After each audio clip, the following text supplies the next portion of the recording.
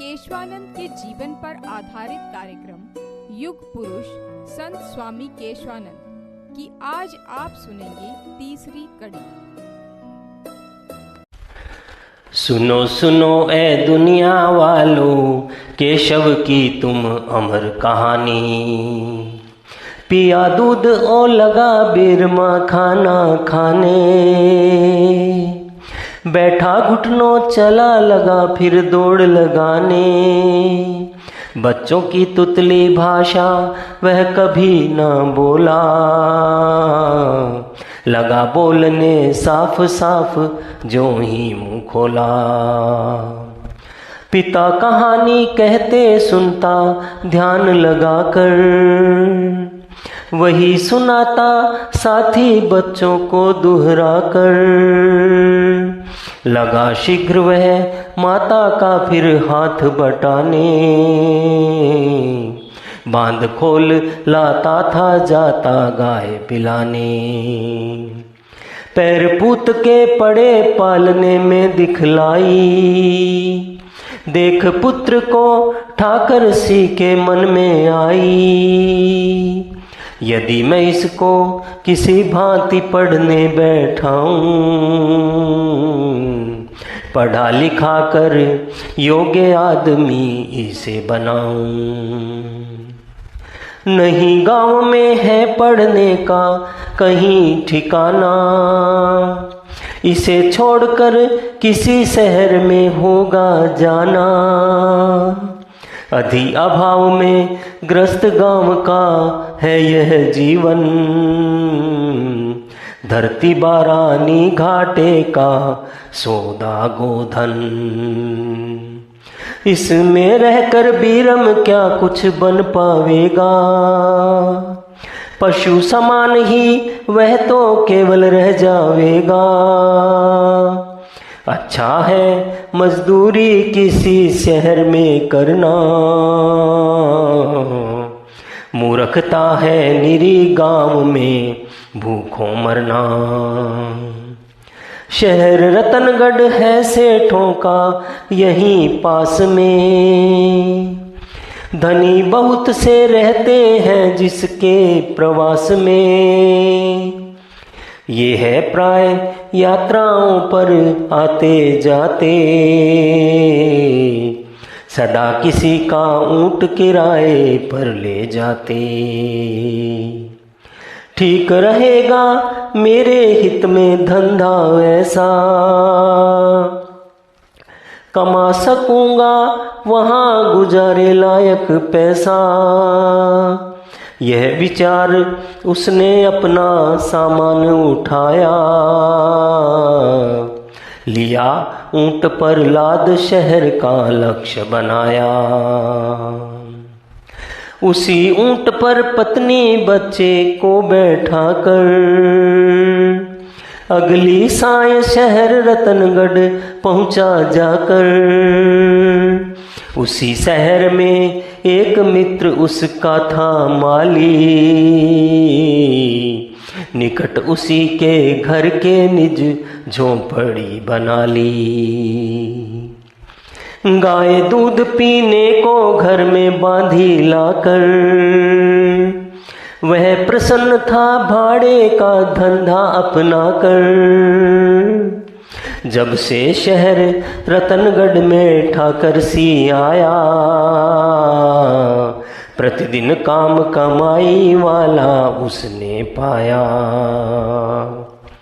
लाद ऊंट पर बोझा वह औरों का ढोता, चूरू बीकानेर शहर को जाना होता। रेवाड़ी नागौर और सीकर भी जाता, दिल्ली तक भी वह सेठों को था पहुंचाता। सोचा करता बीरम शीघ्र बड़ा हो जाए, उसको शाला ले जाकर पढ़ने बैठाए। गया एक दिन ऊंट चराने जब वह वन में, नहीं जरा भी आशंका थी उसके मन में। दिया दावना और ऊंट को चरने छोड़ा, वहां उठा वहां से फिर मुंह घर चलने को मुड़ा। ठोकर खा वह गिरा और प्राणों को त्यागा, पहुंचा बीरम वहां अचानक आया भागा। पड़े भूमि पर देख पिता को वह चिल्लाया,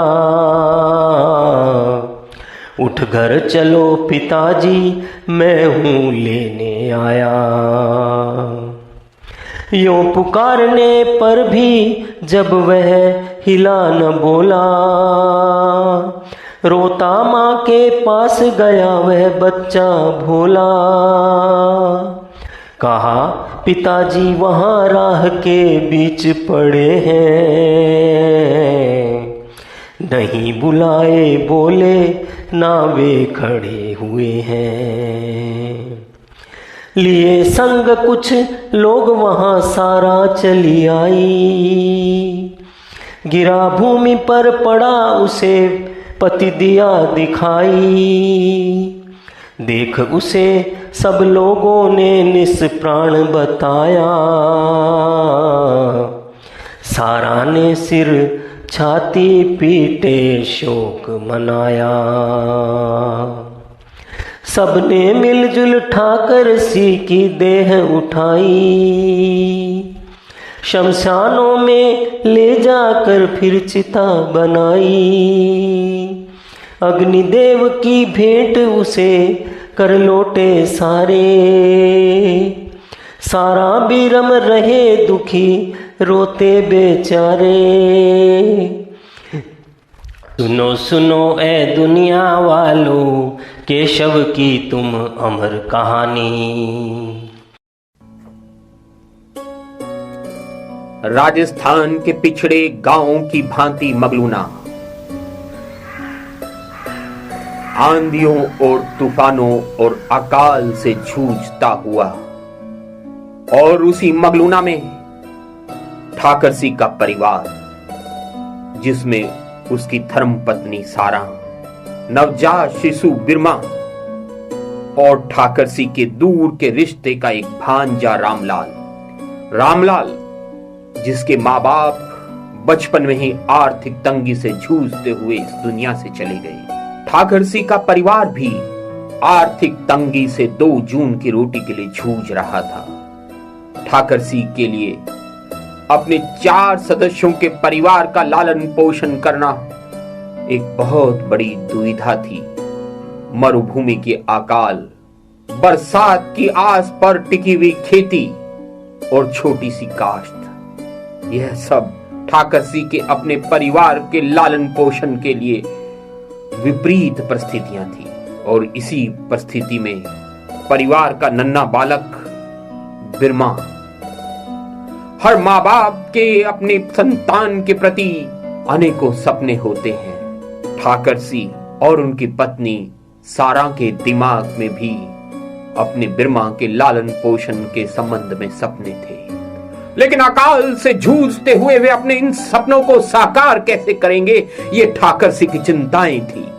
कुछ समय व्यतीत हुआ, ठाकर सिंह की चिंताएं बढ़ती गई। ठाकर सिंह को लगने लगा कि इस मरुभूमि की छोटी सी कास्ट में, अकाल से जूझते हुए इलाके में वह अपने इस 4 सदस्यों के परिवार का लालन पोषण भी नहीं कर पाएगा।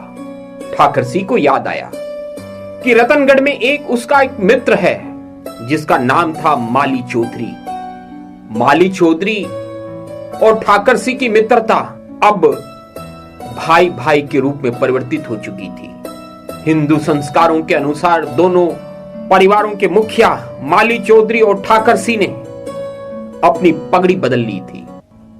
अकाल से जूझते हुए ठाकर सिंह को अब रतनगढ़ के अपने मित्र माली चौधरी की याद आई और ठाकर सिंह ने बहुत दुखी मन से अपने गांव मगलूना को छोड़ने का फैसला कर लिया ताकि वह अपने परिवार का लालन पोषण कर सके, बिरमा को एक अच्छा जीवन दे सके। अपनी बहन के बच्चे रामलाल का उत्तरदायित्व भी ठाकर सिंह पर था।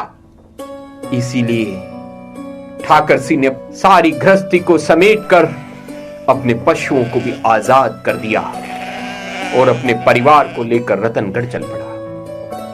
रतनगढ़ जो उस समय की दूरी के अनुसार मगलूना से 30-35 मील दूर था, वहां जाकर अपने मित्र, अपने भाई माली चौधरी से आश्रय मांगा। रतनगढ़ व्यापारियों का शहर था, लेकिन व्यापार के लिए व्यापारियों को दूर दूर दिल्ली, मुंबई जाने के लिए आज की भांति सड़क या रेल सुविधाएं नहीं थी। व्यापारी ऊंट और पशुओं के सहारे अपनी इस यात्रा को तय करते थे।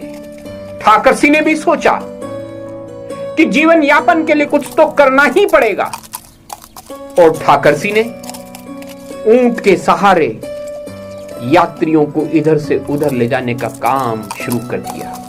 लेकिन उससे 4 परिवार के सदस्यों का भी जीवन यापन करना संभव नहीं था। सारा ने भी अपना उत्तरदायित्व समझा और उसने सेठ साहूकारों के यहां घर पर काम करना शुरू कर दिया। आर्थिक तंगी से जूझते हुए इस परिवार को 2 रोटी की आस रतनगढ़ में नजर आने लगी। लेकिन यह क्या, अभी तो बिरमा 5-6 साल का भी नहीं हुआ है। रतनगढ़ में आए ठाकर सिंह के परिवार को 2 साल का समय ही हुआ है। ये ठाकर सिंह के परिवार में विलाप कैसा? ये कौन सी विपत्ति ठाकर सिंह के परिवार पर आन पड़ी है? ओह, ठाकर सिंह इस दुनिया से चल बसे। ये कितना बड़ा वज्रपात ठाकर सिंह के परिवार पर हो गया। अरे, बिरमा तो भी बहुत छोटा है। सारा, जिस पर अपने बेटे बिरमा का तो बोझ है ही, ठाकर सिंह की बहन के बेटे रामलाल का उत्तरदायित्व भी तो उसे ही निभाना है। हे ईश्वर, तूने ये किस कर्मों की सजा दी है? आज संकटों से जूझते हुए आगे बढ़ते हुए परिवार को असहाय कर दिया। 2 जून की रोटी की आस उसे दिखाकर उसके मुंह से फिर रोटी छीन ली। समय का चक्र न जाने इस परिवार को कहां ले जाना चाहता है। क्या यही व्यथाएं हैं जिन्हें दुलार कर बिरमा स्वामी केशवानंद बनने तक आगे बढ़ता रहा? ओह, अब इस परिवार का क्या होगा? जो व्यथाएं प्रेरणा दे, उन व्यथाओं को दुलारो। जूझ कर कठिनाइयों से रंग जीवन के निखारो। जो व्यथाएं प्रेरणा दे, उन व्यथाओं को दुलारो। दीप बुझ बुझ कर जला है, वृक्ष कट कट कर बढ़ा है। दीप बुझ बुझ कर जला है, वृक्ष कट कट कर बढ़ा है। मृत्यु से जीवन मिले तो आरती उसकी उतारो।